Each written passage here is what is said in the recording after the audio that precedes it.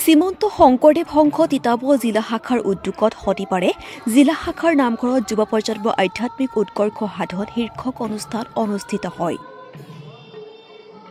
পুৱা নাম প্ৰসংগৰ পিছত দুপৰীয়া শ্ৰীমন্ত শংকৰদেৱ সংঘৰ তিতাবৰ জিলা শাখাৰ সভাপতি সুশীল গগৈ সভাপতিত্বত আৰু বৰগীত পৰিৱেশনেৰে শুভাৰম্ভ হোৱা অনুষ্ঠানৰ আঁত ধৰে সহকাৰী সম্পাদক প্ৰাচুৰ্য প্ৰতিম বৰাই।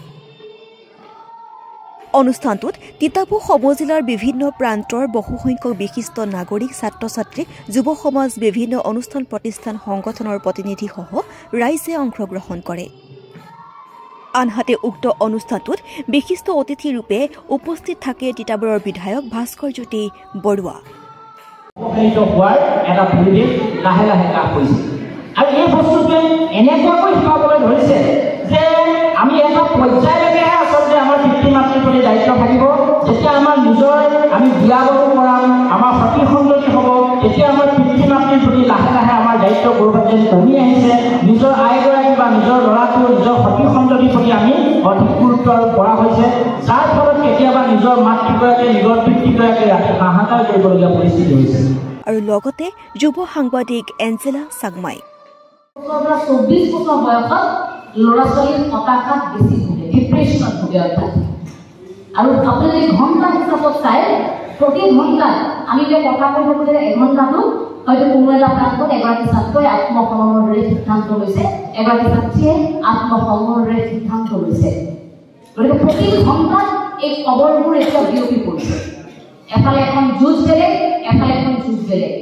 এই তাৰ মাজৰ পৰা এই হতাশাগ্ৰস্ততা, এই ইমানবোৰ যে আমাৰ মাজত হেঁচা প্ৰয়োগ হৈছে, এইবোৰৰ পৰা আমি এতিয়া ওলাই আহিব লাগিব। এইবোৰৰ পৰা ওলাই আহিবৰ বাবে আমাক আনুষ্ঠানিক, অনানুষ্ঠানিক আৰু আধ্যাত্মিক এক শিক্ষাৰ প্ৰয়োজন।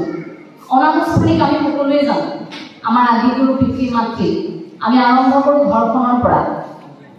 মাতৃগৰাকীয়ে বিদ্যালয়খনত থৈ অহাৰ পিছত ভাবিব নালাগে যে এতিয়া দায়িত্বটো স্কুলৰ শিক্ষাগুৰুসকলৰ, কাৰণ সেই সন্তানৰ বাবে প্ৰথমগৰাকী শিক্ষয়িত্ৰী মাতৃয়ে কয়, প্ৰতিগৰাকী শিক্ষাগুৰুৱে কথাষাৰ কয়। গতিকে ঘৰখনত আপোনাৰ সন্তানে প্ৰথম আপোনাৰ পৰাহে শিকিব, আপোনাৰ পৰা শিকি শিকি আচৰণ কৰিব বিদ্যালয়ত, তাৰ পাছত সি শিক্ষাগুৰুৰ পৰা আচৰণ কৰিব। গতিকে প্ৰথম সেই শিক্ষাগুৰু পিতৃ মাতৃ। সেই পিতৃ মাতৃয়ে যি শিক্ষা দিব সন্তানৰ শৰীৰত সেয়াই প্ৰতিফলন পায়, আচৰণৰ পৰা আদি কৰি। আপুনি যদি ভাল আচৰণ কৰা নাই, আপোনাৰ পৰা সন্তানে সেইখিনি শিকিব আপুনি কেনেকুৱা আচৰণ কৰিছে। যদি মাতৃগৰাকী ঘৰখনত থকা মহিলাগৰাকীয়ে যদি কোনোদিন সন্তানক শিকোৱা নাই দেউতাক কেনেকৈ সন্মান কৰিব লাগে।